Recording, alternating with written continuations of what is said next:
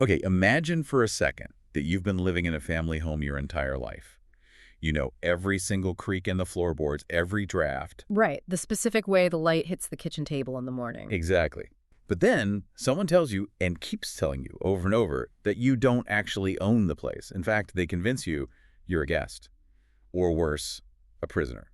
And that your real home is thousands of miles away, across an ocean. And because you believe that, because you accept this idea that you're just passing through. You don't notice, or maybe you just don't feel like you can stop it when the landlord starts selling off the furniture, digging up the entire garden, stripping the copper wiring from the walls. That is the terrifying and, frankly, mind-bending premise we are exploring today.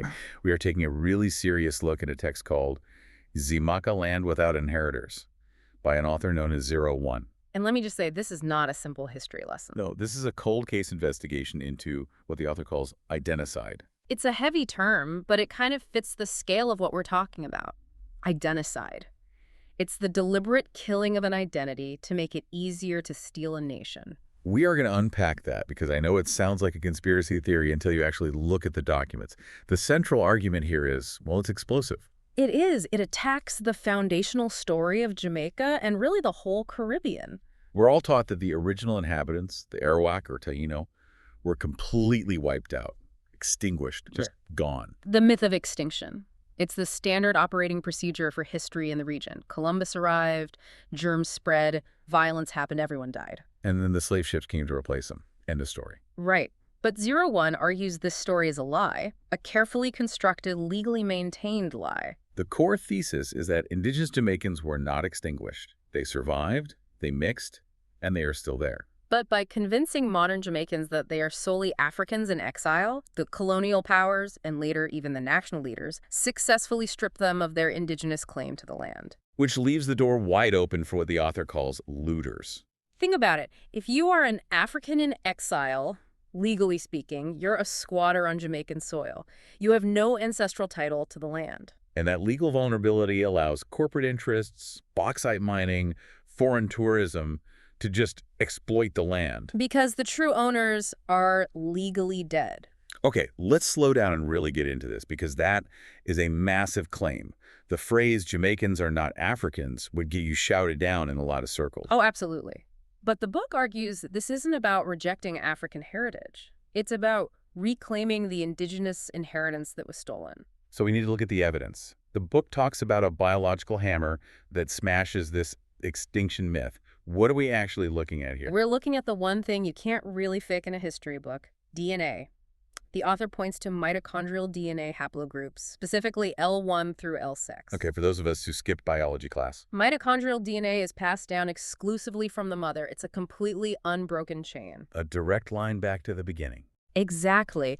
And the data the text highlights it's stark. We're seeing a significant percentage of the Jamaican population carrying indigenous mitochondrial lineages.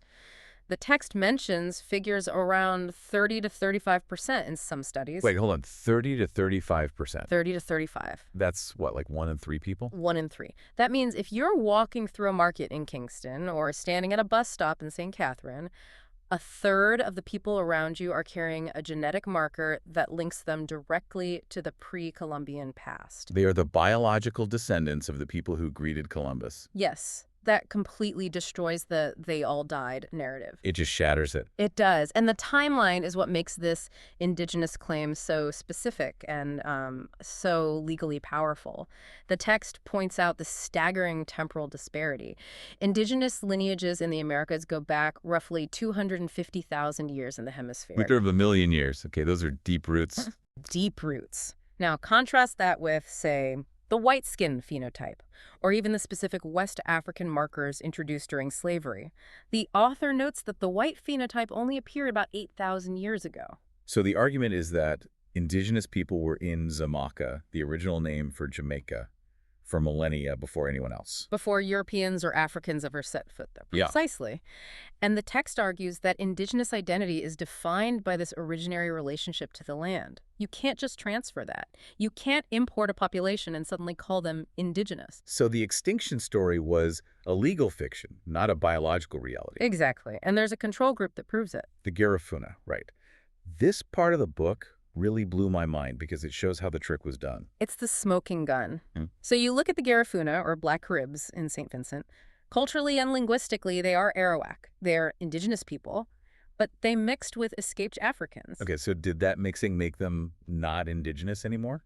Well, according to them, no, they were still Caribs, but the British had a different take. Because the British wanted their land. That's always the bottom line. That is the key motivation. So they legally labeled them Black Caribs and framed them as mere interlopers from Africa.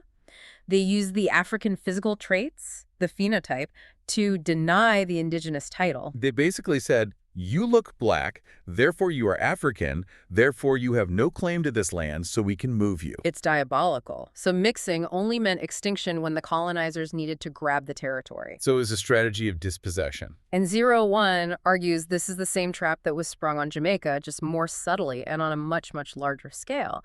By classifying everyone as Negro or Black in the census, they erased the indigenous survivor. It's what the book calls genetic evidence as the hammer.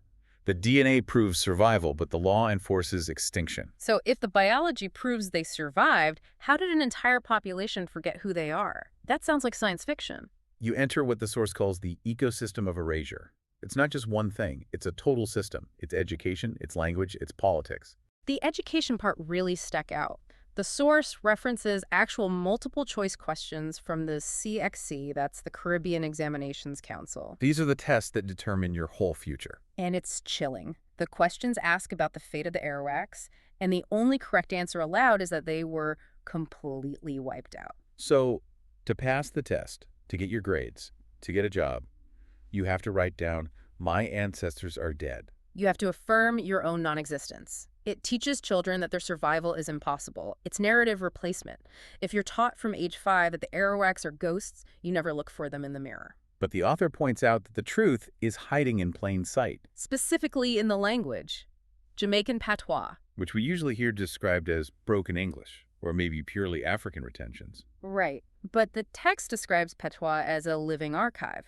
It still has indigenous grammatical structures, but more importantly, it's full of words for local nature, for topography, for food, that are Arawak in origin. Can you give an example of why that's so important? Well, you don't borrow words for the deep interior of a country, the names of specific hills, rivers, or local plants, unless you are talking to the people who live there. Right.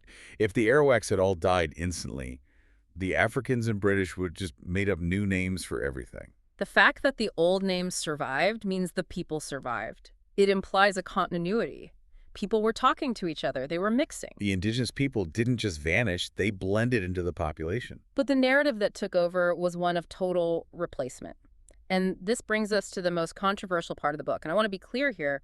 We are reporting the source's argument, and it is a challenging one. We have to talk about Pan-Africanism. Yes, this is where it gets really heavy because, we usually think of Pan-Africanism, Black Power, and Rastafari as the heroes of the story. They're the movements of liberation. They fought colonialism. But 01 flips that on its head in a way I was not expecting. It's a difficult pill to swallow, but if you followed the logic of the source, specifically regarding land rights. The argument is that these anti-colonial movements inadvertently completed the colonial project of erasure. How? By making everyone proud of being Black. By cementing the idea that Jamaicans are Africans in exile. Africans in exile. Okay, let's unpack that. Think about the whole African Jamaica myth. It's promoted by tourism, by cultural nationalism, by the state. Yeah. Out of many, one people. But the one is culturally African. So if you position Jamaica as Africa and the Caribbean, you're creating a framework where nobody is actually from Jamaica. Right. You're from somewhere else. You're just staying here for a while. And if you look at Rastafari theology, which the book critiques quite heavily, this becomes explicit. If Ethiopia is Zion, the spiritual home, the promised land, then what is Jamaica? Babylon. Babylon. Yeah. A prison, a place of captivity. And you don't claim a prison as your inheritance. Exactly. This is the identicide. The source argues that by embracing this theology, Jamaicans are spiritually claiming they don't belong to the land they live on. It makes indigenous claims unthinkable. You can't claim Babylon as your sacred ancestral homeland. You're just waiting to leave. It puts the song Exodus in a completely different light. It's not just about freedom, it's about abandoning the territory. And the source goes deep on Bob Marley here. It argues that Marley was an instrument of this erasure. Marley, the global icon. I feel like we're stepping on sacred ground here. Well, the source isn't attacking his music, but analyzing his function as a symbol. It argues his image was mythologized. Marley was of mixed heritage. He had white European ancestry, and the book suggests likely indigenous roots through the rural peasantry. But his image was polished to project a pure African identity to fit the brand. To fit the narrative, the One Love message, the Pan-African icon. This solidified the global view of Jamaica as solely an African diaspora outpost. It silenced the indigenous narrative completely. The source isn't bashing the resistance, but it's pointing out that this narrative functioned as a trap. It stripped the people of their status as the original inheritors of Xaymaca. So while everyone is looking east to Africa, yearning for Zion, the ground beneath their feet, Xaymaca, is being pulled out from under them. And that's not a metaphor. That is the legal reality. Which brings us to the 1962 Constitution. The moment of independence. The Union Jack comes down, the Jamaican flag goes up. But the book calls this the final perfection of colonial disinheritance. Why? That sounds like the opposite of independence. Because it wasn't a revolution. It was a succession. The new state of Jamaica inherited British property laws, and those laws are based on the doctrine of terra nullius. Nobody's land. Nobody's land. The legal system claims the indigenous people were bred out or killed off, so the land was empty when the British took it. And when Jamaica became independent, it didn't reject that claim. It just accepted it. It accepted direct succession. So the new Jamaican government basically said, yes, Britain, you own this land rightfully because the Arawaks were dead, and now you are handing that ownership to us. Correct. And here is the mingling trap.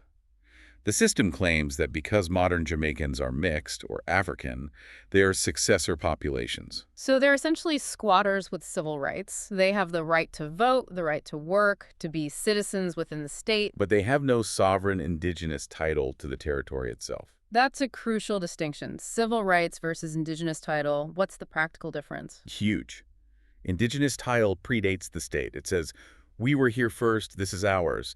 It trumps the state's claim to the land. Yes. Civil rights are granted by the state. So if you're just a citizen, the government owns the underlying title to the land. And because the government owns the title, they can do whatever they want with it. Exactly. This is why the source talks about looters.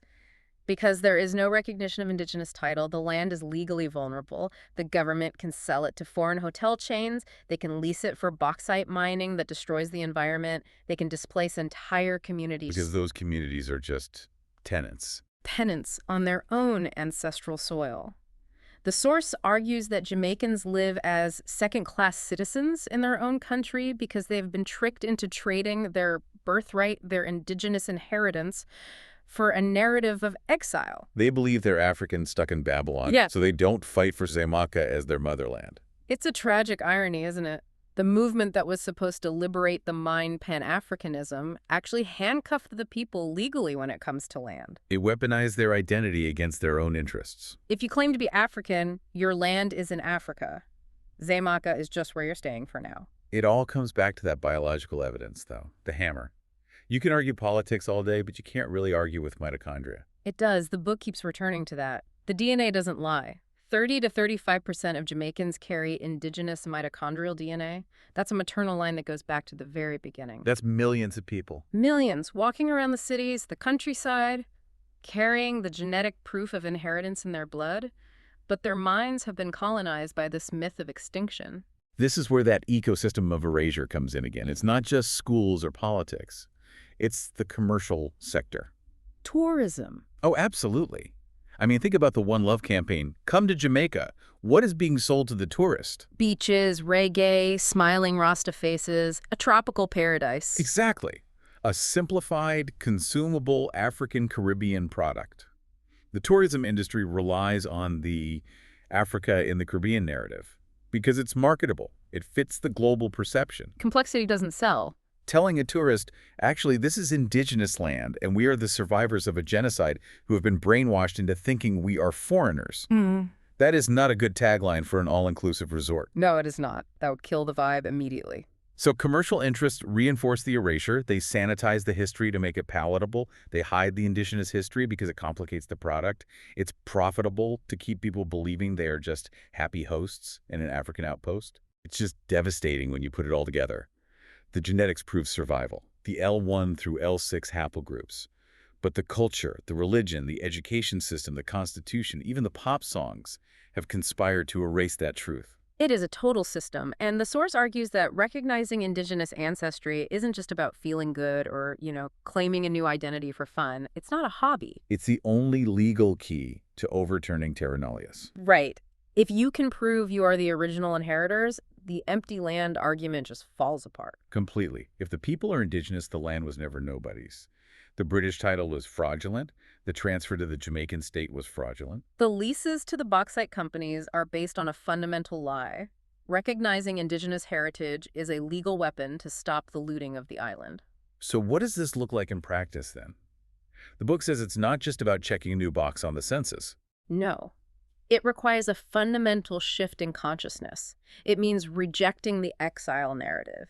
It means looking at the land, the mountains, the rivers, the soil, not as a place of suffering to be escaped, Right. but as the ancestor itself. It means accepting that Xaymaca is home. And that the people are the children of Xaymaca, not adoptees, not guests, children. That's a powerful reframing. It changes everything from how you view your government to how you view yourself in the mirror. It does, and it raises a haunting question for everyone listening. The source leaves us with this image of the descendants of the Arawak walking the streets of Kingston right now. Yeah. They're taught to believe their ancestors are ghosts. They learn in school that the Arawaks died out in the 1500s. They embrace an identity that tells them their real home is across the ocean. Meanwhile, the land they should inherit, the land that is legally and biologically theirs, is being sold off from under them because they don't know they hold the deed. That is the tragedy of Xaymaca. It's a land without inheritors, not because they died, but because they've been tricked into forgetting who they are. And as long as they forget, As long as they believe they are Africans in exile, the looting continues. that is a lot to process. But it's a conversation that clearly needs to happen. 01 Xaymaca is definitely throwing a wrench into the established history and, frankly, into the established identity of the entire region. It's shattering the glass, really. It forces you to ask, who benefits when a nation forgets its origin? Well, we want to hear from you. What happens when you realize the history books might be completely wrong? How do you reclaim an inheritance you didn't even know you had? And if you are Jamaican, look at your relationship to the land. Do you feel like an exile, or do you feel like an inheritor? Deep questions for a deep dive. Thanks for listening, everyone. We'll catch you on the next one. Take care.